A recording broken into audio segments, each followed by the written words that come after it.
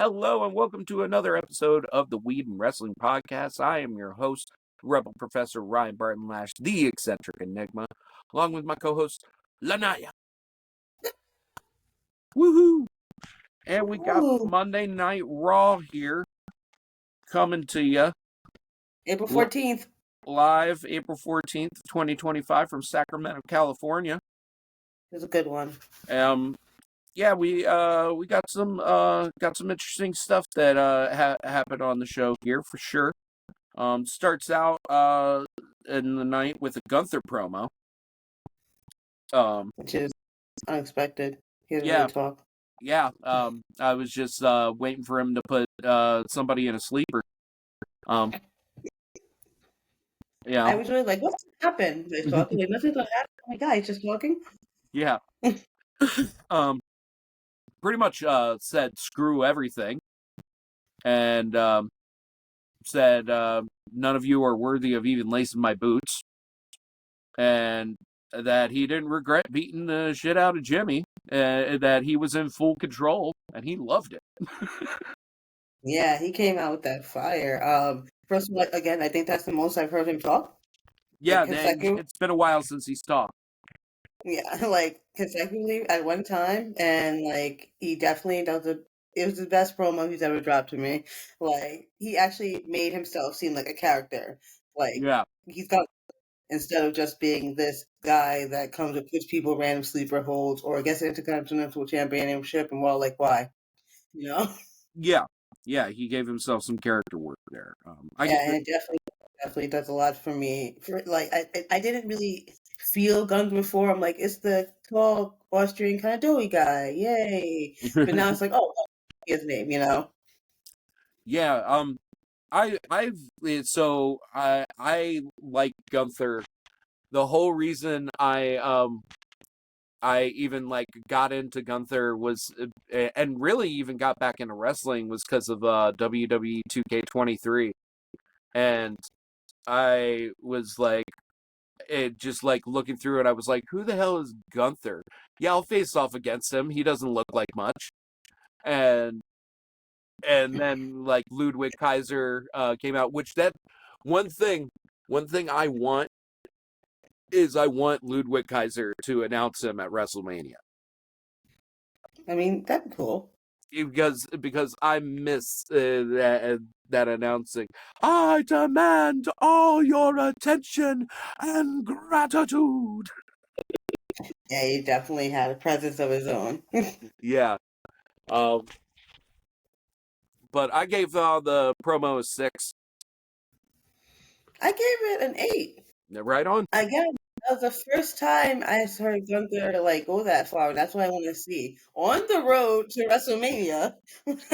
Yeah. I think it's really important that you do a lot more character work, and that's why we haven't been seeing it. And like he hit it right there. That was, that's what I want to see. This is what I want to see before I'm just like, who's this guy again? And, getting another championship or not. So Yeah. And we get Bianca Belair promo. Their little vignette there. I gave it a 5. She was just kind of talking what she needed to talk. yeah, I didn't even write about it, so Nothing new. I Nothing new. I didn't even. So I'm gonna give it a go. Gave it a 5. Did what it needed to do. Because I didn't care to write it, so that means I was just like, this sucks. Yep. Then we got Liv Morgan versus Bayley. Here. So match starts out with some chasing around the ring, and Liv screams at the ref, which was really funny. Yeah, I was like, this is fucking stupid. Yeah. Then we get Luthez press from Bayley, then kick out. Match in itself is at a pretty generally good pace. Action ends up going outside of the ring, and then suplex from Liv off of the stairs was really cool. And we get an ad break. Then face first into the turnbuckle, and Liv pins and kicks out. And then Then we got a Boston Crab counter to like some really strange pin that she tried to pull off, and that got kicked out of. I was just like, what are they doing? Yeah, Like, there's a some couple of really times. strange pin. Oh, Then we get a sunset flip buckle bomb, and then she pulls off a code breaker on the edge of the ring. That looked nice. yeah, it was very nice. Yeah. And then we get some strange like counters from one another that they're just kind of countering off at each other. Then they do What are you doing? yeah. They had some weird parts. And then we get a Bailey to belly, and then they do. What's her name tries to pull in Liv's leg, but she doesn't even pull it in all the way. But the ref still sees it. And it's like, oh nope, it's up there. Yeah, when you do it this slow, what? Yeah. Happened? um, um, but then Liv tries to pull off an Oblivion that gets stopped by Lyra, and then Bailey rolls her up for the finish. Yep. Well, I was happy she blocked the Oblivion. I'm starting to hate that move. I don't know if it's just me, but it's What starting to the get Oblivion? stacked. What the Oblivion? That's the Oblivion. Yeah, I like it. I mean, it's her own move. She made it. I know, but I'm starting to hate it. Like I said, I'm starting to hate it. Just it's I don't know. Let's get some variety sprinkled in there.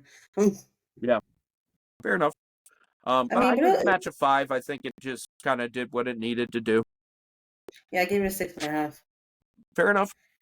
I mean, it was nice, seeing someone besides Liv Morgan win by cheating was always good for me now because that happens way too much. So Fair there's enough. that. Then next up we get Rey Mysterio versus Julius Creed. And this match starts out where it does this super large pickup armbar where he's just holding Rey Mysterio in the fucking air.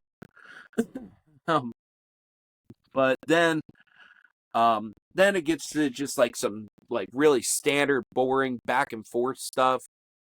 And then both teams get ejected from ringside before the ad break.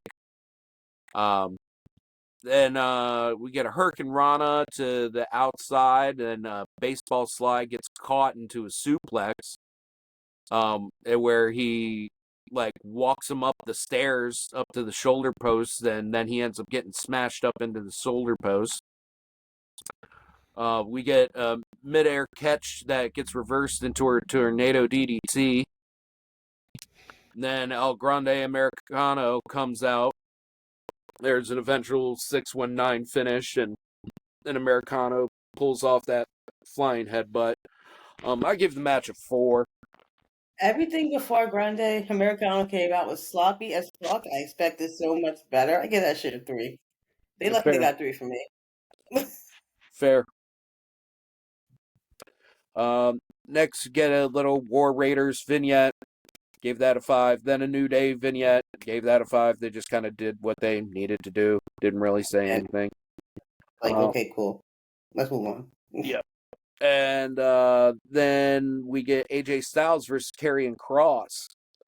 And I'm then gonna say what's that?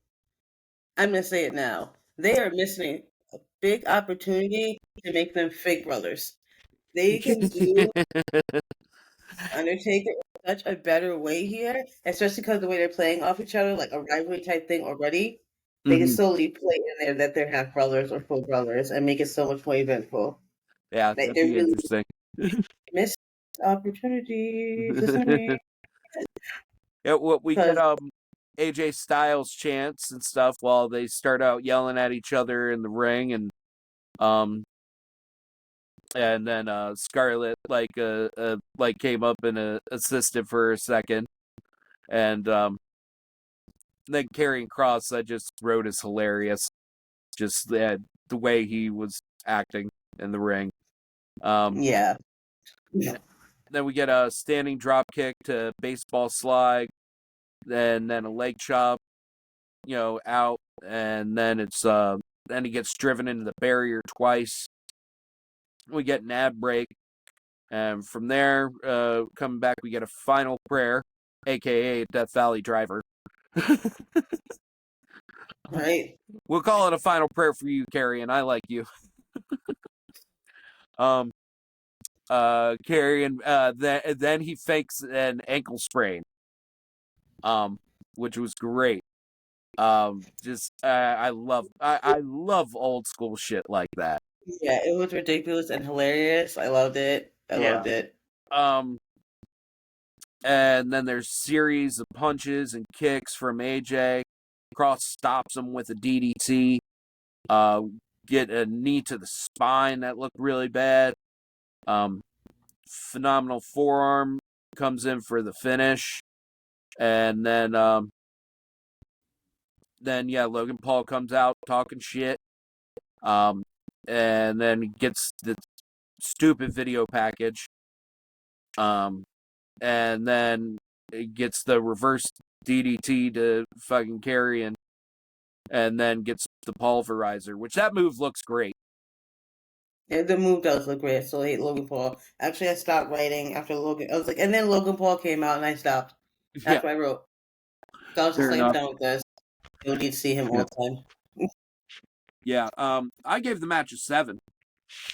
I gave the match an 8.5. It was a great match, and they pair well. And the first thing that kept going in my head is they should play brothers because the way they're arguing sounded like brothers to me. I have two older brothers. Yeah. I was like, they're missing a fucking opportunity. Because I'm sure a lot of other siblings, like, yeah, that sounds like brother. I'm sure a lot of people thought that.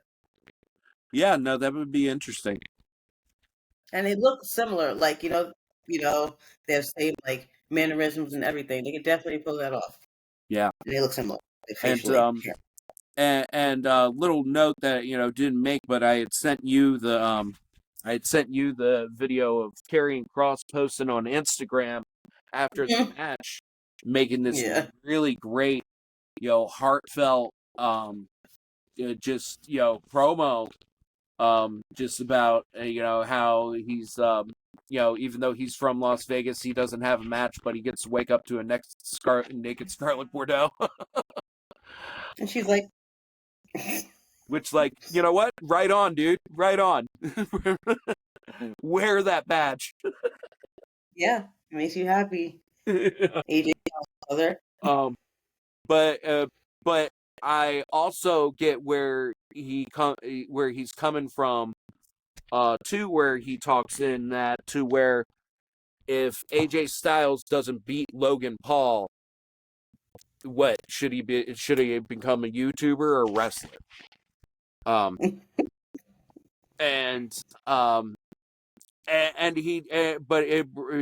that really AJ winning is a win for all the guys in the back, and it's true. It's really true that Karrion is speaking from this legit point of view. How he hadn't had a singles match since July of 2024.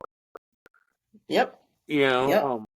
And whereas the year before then, I swear it couldn't go a single episode of SmackDown without Karrion Kross wrestling. I feel the same way. And they've kind of messed up the pace. Hopefully, they're getting it back on pace. With him here to where he had that whole faction. That Doomsday faction, or whatever the hell they call the Apocalypse or Sons of the Apocalypse, he had that whole thing going on. And he was able to cut more promos, but I didn't like him at first because I was like, yeah, he's good in the ring, but I have no idea what this guy's about other than him and his weird girlfriend. I would constantly like, what is he talking about? Yeah. That's what we talked about. Like, what is this guy talking about? Yeah. He doesn't have anything. Yeah, and then they gave him the mic time, but now what they've done with him, with his mic time over the last 5-6 months here, has been great. Definitely. You can tell he's definitely developed as a wrestler. He's not so green anymore, especially with his promos and a whole bunch of different things. So it's not, I think it's a combination of everything together made it better. Yeah, and And shit, I wouldn't. I would love to see if they're just working plans last minute for Randy Orton. Put it Randy Orton carrying Cross. They put on a good match. I mean, I'm sure they would actually. I've never thought of that, but they probably definitely would. Yeah, if it's a last minute addition and it's the guy's hometown, you I mean, know, yeah, give a they will match. Orton. Karrion Cross deserves a match with Randy Orton at WrestleMania. I don't know if he deserves it yet. I definitely see him working his way up there. I can see them working like a whole thing together when it comes out to that. Yeah. But I don't know if he's that yet. Well, the big thing with Randy and the poster just came out for Backlash.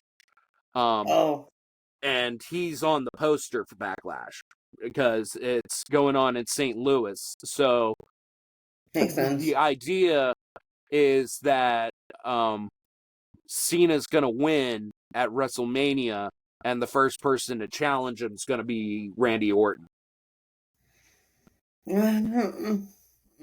I like to forget that Cena's involved WrestleMania. I know, I can't forget, but in my head I can emphasize. Yeah. So, but yeah. So I I gave the match a 7. You gave it an 8.5. Karrion Cross. He just give the man just as much ring time as you've been giving him airtime. He's got a character behind him. He's an enigma like Braun Breaker. He's build been like we did Jey Uso, like Drew McIntyre, to where it's just like he's gotten to this point there to where it's just like you don't need to love him or hate him. Just watch him. He's that. Exactly. Next up, we get the polar opposite of what we had last week, with Jey Uso's promo, which last week we both agreed, what he did was 10, just amazing stuff. The Yeet train went off the rails. All the way off. All the fuck the way off. All the fuck the way off. He took way too fucking long getting down there. Took way too fucking long yeeting. Then the music even stopped. And then they started it back up. And then when he actually talked, he's just like, I'm locked in. And Gunther's only coming out and talking because he's afraid. That was about it. Yeah, it was just like, why did you do this? Yeah. Way That to could have been kill your momentum. That could have been one line mess. That could have been a short on YouTube. Yeah. I gave it a 0. That was the polar opposite of what we got from him last week. I actually gave it a 7, and I'll tell you why. It was a polar opposite. And I think playing the duality is showing a lot more of character. And again, this character development we haven't been seeing from him. And I think on the road to WrestleMania, I'm not gonna stop saying it until after WrestleMania, that you need to see things like that. And I like that aspect because it does show in the duality of character that he's playing now. And I was like, oh, what are you gonna expect from Jey Uso? It gives that extra layer for the fans. Yeah, I just think the Yeet train went off the rails on that one. I mean, we could have done without it completely. Yeah. But I don't think it didn't stand for the purpose what it was. And he definitely took too fucking long. I was just like, bro, what? It took way too fucking long to say nothing. To say absolutely nothing. Absolutely nothing. Yeah. Then we get a Braun Breaker promo that gets interrupted by Judgment Day attacking him, which I was looking forward to that because I was like, yeah, give Braun a fucking promo. Like, let the man talk. He's out there spearing everybody week to week. Let him speak a little bit. He's good on the mic too.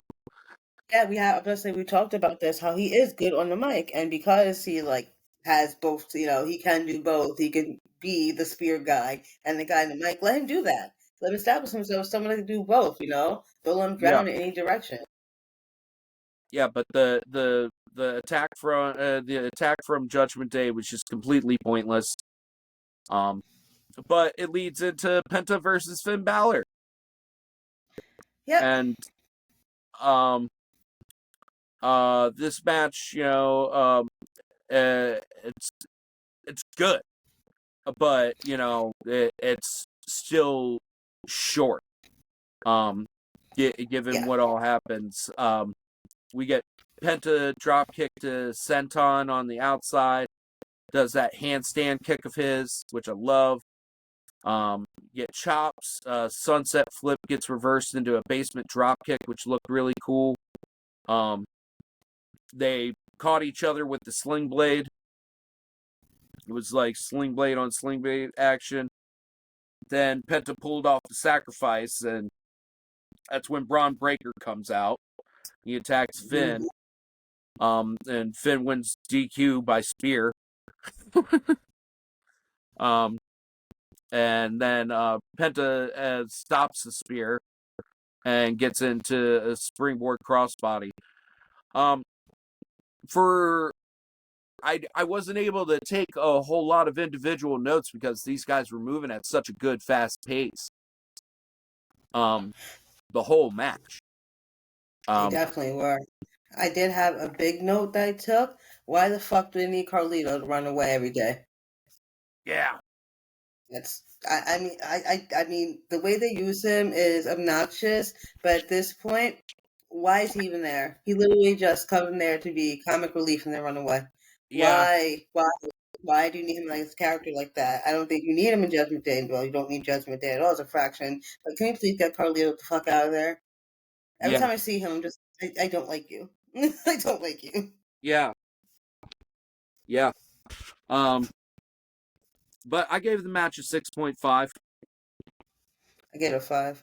I would have given it more because I'm so sick of just the random shit like Carlito. I hate Finn Balor. Yeah. No, I wouldn't have given it any more. I'm lying. Yep. We get a little Io Sky vignette promo. Give that a 5. Did what it needed to do. Being right about it again. Yeah. And then we get Roman Reigns, Paul Heyman, Seth freaking Rollins promo. Yep. And Roman feels betrayed. Then we get some "you fucked up" chants starting. At And least the fan was fucking active. yep. And then Paul, is just trying to pay back a favor. And then Roman talks about how he doesn't ask for favors. He takes what he wants and never asks for a favor. And then Seth comes out, and Seth, stopping Roman is to do the right thing, and that this match will define the future of the industry. Seth Rollins isn't wrong on that one. It kind of will, because you have these three guys that I've been there way too long. are really at the peaks of their career. Like, Yeah. like there's no way Roman's gonna replicate that title run again. No. That's a Once once you in a get, lifetime deal. yeah, he's older. Yeah. Seth, I feel, of the three of them, still has a long career ahead of him, as long as he Yeah, doesn't get super injured. I totally agree with that. I think, and he looks like he treats his body well, which would allow him to be able to work longer, Yeah. and he's not always hurt like the rest of them. Yeah. Exactly. Um, But I Punk, just, Punk, has been injured twice since fucking coming back, and now, granted, he has given us two really good matches. The match with Drew McIntyre and Hell in a Cell was really good. that was really good. Yeah. And the steel cage match with Seth freaking Rollins was really good too. Yeah, those were really good. But He's her. outside of that, I can't just ride off of your fucking promos and your bullshit storylines. Always talking. Always. Always talking. I fucking can't stand it. Every time, like, he starts off talking, I'm just like, well, again, he's going to talk for 20 minutes. It's going to be a 5-minute match, and I hate him. Yeah. Yeah. And yeah, and then Seth goes on, the business is filled with half-hearted people that kill it, you know, and Logan Paul. and yeah, right. And favors are a choice. Paul Heyman is a scumbag, and Seth doesn't expect anything from him when it comes to his favor. And then Roman attacks Seth, then shoves Paul down, which that shove down was a real big shocker. Yeah, it had. Yep, it definitely had a moment. Yeah. Then Punk comes out, and then Roman ends up spearing Punk, and Seth hits Roman with a chair, and then stumps them both out. And someone online said that Roman Reigns folded like a fortune cookie when Rollins hit him with that chair, and I just can't get that out of my head. yeah. And well, it was the exact position and timing of when he did it to him back in the day. Like, it was real good callback moment to, like, I'll do it to you again, bitch. Like, It definitely does, and I think it's really awesome that a lot of people are talking about that. Of course, older people, but that we all can remember that part and like, oh, there it is, there it is. That was made it like the best part, I think, because altogether it wasn't super solid, but the little things like that made it awesome. yeah, I gave the whole segment a 7. I gave it 7 also. Yeah. I think it was pretty good, and I think it's one of the final cherries, you know, on top of right before this great WrestleMania weekend that we got coming up here. Yep, on the road to WrestleMania. Yeah, absolutely. Which gosh, I think we should probably just do a video of our speculations and talking about the match. What do you think? Well, that wouldn't be here anyway. So let's discuss it and post it and keep these people waiting. We'll figure that out. But we got more stuff coming for you folks, 'cause that's the end Mhm. of Monday Night Raw in Sacramento, California here. And so we'll wrap it up for now. Otherwise, I am the Rebel Professor Ryan Barton Lash, the eccentric enigma. Like, subscribe. Otherwise, Laniya will have to come after you with a title belt. I will have to come after you. Yeah. What's my opinion? Yeah, we rep Cactus Jack around these parts, all right? We will draw blood. We will draw blood. Good night, everybody. Good night.